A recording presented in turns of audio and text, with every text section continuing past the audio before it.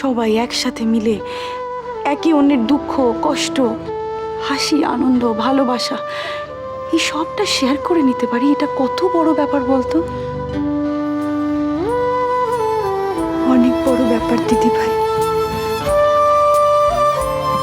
অনেক বড় ব্যাপার।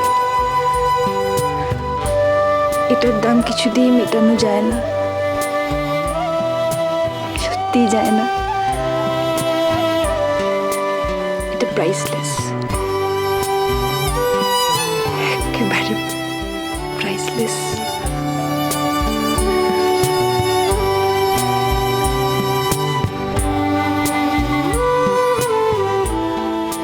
ললিতা ভালো হয়ে গেছে, সুস্থ হয়ে গেছে জেনে আমার যে কি ভালো লাগছে মা, আপনি ভাবতে পারবেন না।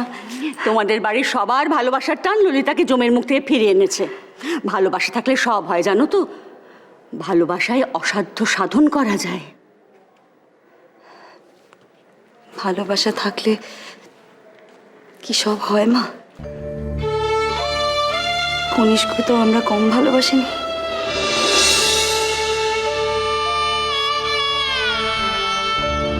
কি মা বলুন, কনিষ্ককে কি আমরা কম ভালোবাসতাম? সেটা আমাদের ডেস্টিনি রাইমা, ডেস্টিনি। কপালে থাকলে কি খণ্ডাবে বলো? আমরা তো কম কিছু করিনি, সব জায়গায় খোঁজ করেছি, আর আমাদের কি বা করার আছে? সব সময় ওর কথা মনে পড়ে মা, আর যত দিন যাচ্ছে আমি আর পারছি না মা। রাইমা, বিশ্বাস হারিও না। দেখো কোকো একদিন ওর ভুল বুঝতে পারবে, ঠিক ফিরে আসবে। বাড়ি ফিরে আসবে? আপনার কি মনে হয় ও বাড়ি ফিরে আসবে? আপনি বিশ্বাস করেন এখনো? হ্যাঁ হ্যাঁ, আমি বিশ্বাস করি। আমি রোজ আশা করি যে ও ফিরে আসবে, কিন্তু আবার এটাও ঠিক যে আমি আজকাল ওর কথা ভাবতে চাই না। ভাবতে চাই না মানে আমার ভাবতে ভয় করে, ভীষণ ভয় করে। মনে হয় ও কোথায় আছে, কেমন আছে। ও চলে যাবার পর তো ওর জীবনে কি কি ঘটেছে আমরা কিচ্ছু জানি না। আমার ভীষণ ভয় করে রাইমা, ভীষণ ভয় করে। তোমার ভয় করে না? মনে হয় না যে আদৌ বেঁচে আছে কিনা?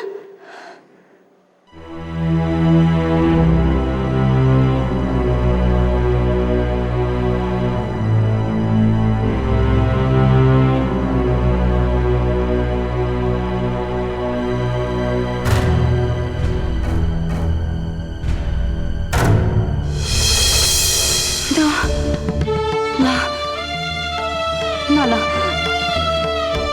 আমি জানি, আমি জানি কনিষ্ক ভালো আছে, কনিষ্ক বেঁচে আছে, আমি জানি। তাহলে কেন ফিরছে না? কেন কোকো ফিরছে না বলতে পারো? ওর কিসের দ্বিধা, কিসের ভয়, কিসের সংকট? সেটা তো আমিও ভাবতাম মা, সেটা তো আমিও ভাবি। আমি তো প্রায় মেনেই নিয়েছিলাম ও আর আমার কাছে ফিরে আসবে না, কিন্তু ইদানিং আমার চারিদিকে যা সব হচ্ছে। রাইমা, কি ভাবছো, কি ভাবছো? তোমাকে বলেছি না মন খারাপ করবে না, একদম মন খারাপ করবে না বলে দিচ্ছি। ও একটা কথা শোনো, ভুলে যাবার আগে বলি, সেটা হচ্ছে তুমি 11.5 টাকা নিয়ে আসবে ঈশানের থেকে। কি? হ্যাঁ, আমি ললিতার নামে মানত করেছিলাম পুজো দেব, মনে থাকবে তো? মনে করে নিয়ে এসো কিন্তু। আমি যাই সন্ধেটা দিয়ে আসি। আচ্ছা।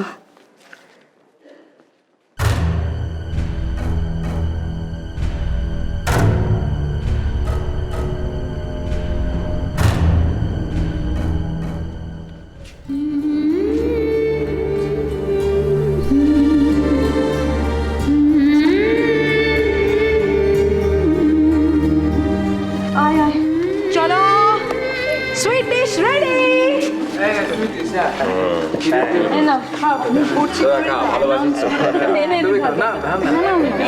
এনে এই একটা দিয়ে দিল। কি রে তুই?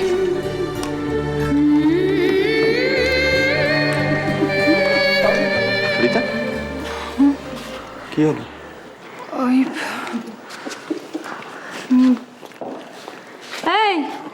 এই নে খা, তুই ভালোবাসিস তো, ওই জন্য মা তোর জন্য করেছে। মনি, হ্যাঁ কি হাঁ কর তো, হাঁ কর, হাঁ কর, হাঁ কর, হাঁ কর। ভালো না খেতে? ধর খা খা খা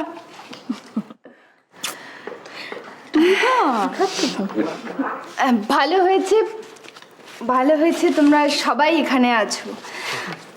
আমি তোমাদের সবাইকে কিছু কথা বলতে চাই। আর ভালোই হয়েছে তোমাদের সবার হাতে সুইট ডিশ আছে। আমি যে কথাগুলো বলবো সেগুলো মোটেই সুইট নয়।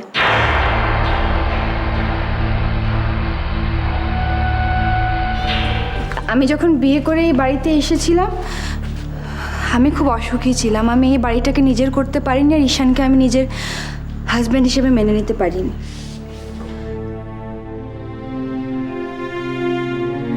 আমি ভেবেছিলাম বাবা আমার সাথে প্রতারণা করেছে।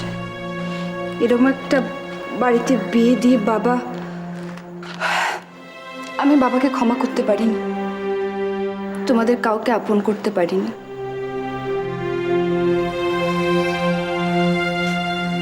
আর আমি ঈশানকেও ভালোবাসতে পারিনি।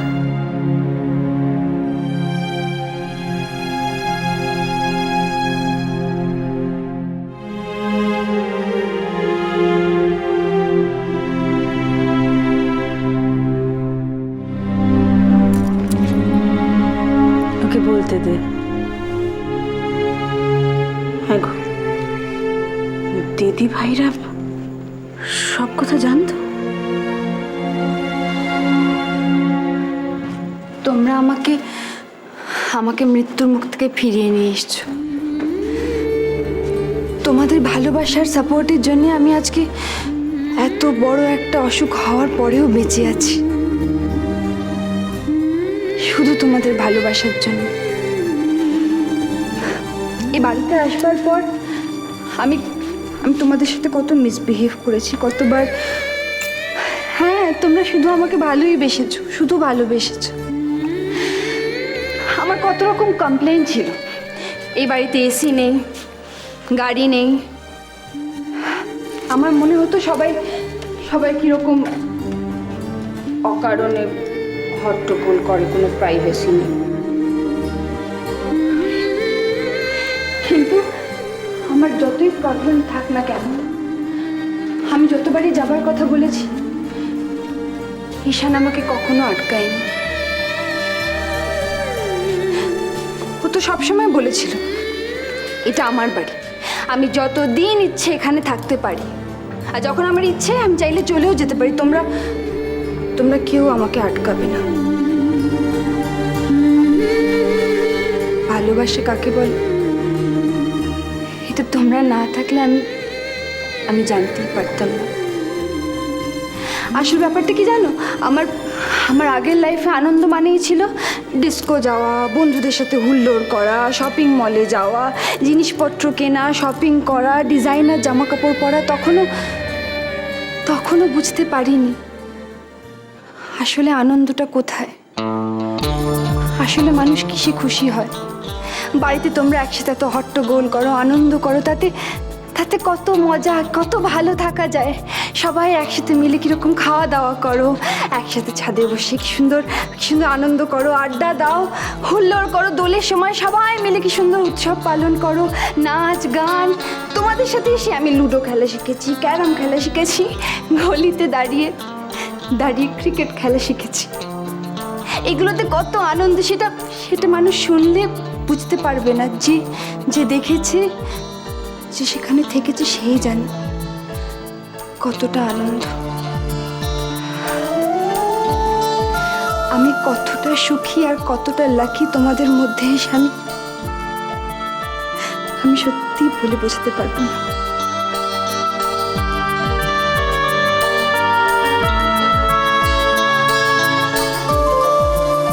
আমি তোমাদের সবাইকে থ্যাংক ইউ বলতে চাই একটা ছোট্ট স্যাক্রিফাইস করে।